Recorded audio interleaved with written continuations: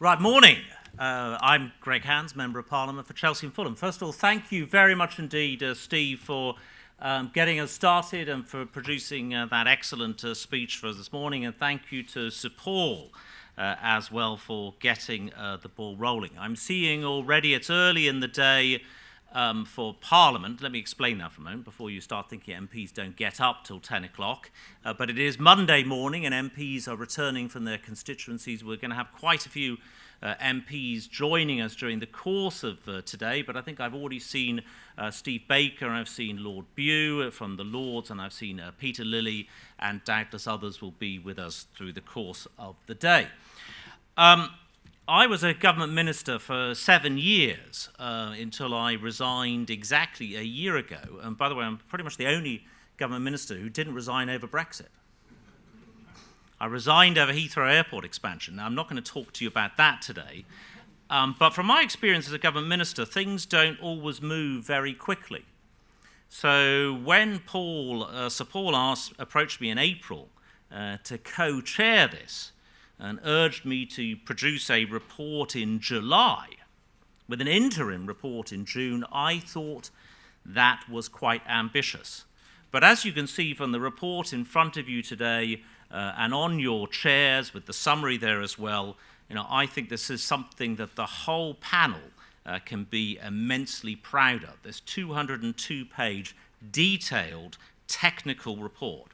And again, if I could just give my thanks to Shankar Singham, the chairman of the technical panel, and everybody who's been involved for doing that work.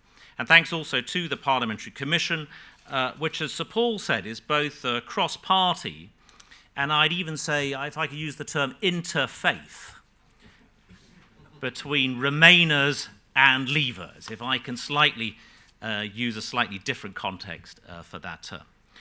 So first of all, just in case anybody doesn't know, I was on the Today programme this morning and was asked, what are alternative arrangements? And that is a very reasonable question. What are alternative arrangements? So alternative arrangements are what could be used to supersede the backstop in terms of finding a solution to the Irish border question.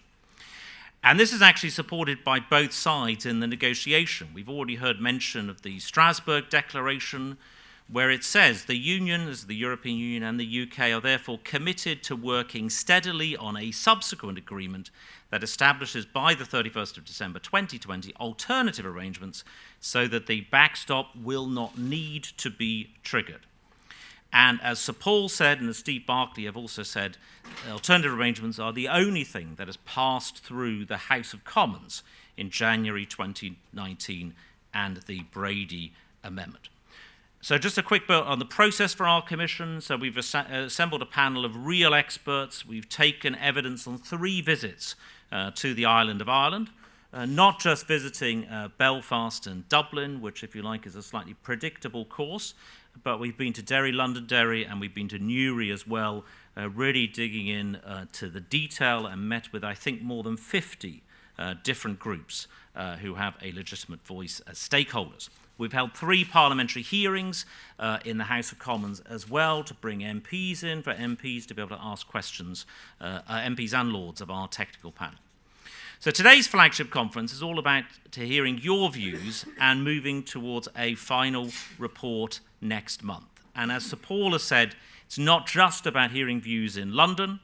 We are scheduled for further visits in Belfast, Dublin, Brussels, Berlin, and The Hague. So that is where we have come from and where we are going. Alternative arrangements are perfectly feasible, as you can see from the report in front of you, and here is how we are going to do it. So far it has been a technical process, and we are looking to hand this over to the politicians or other politicians to see if they want to make this work. But we are clear that alternative arrangements can and will work, and to take us through the report's key findings this morning, I'm going to welcome to the stage Shankar Singham, the chair of the technical panel. Shankar, welcome.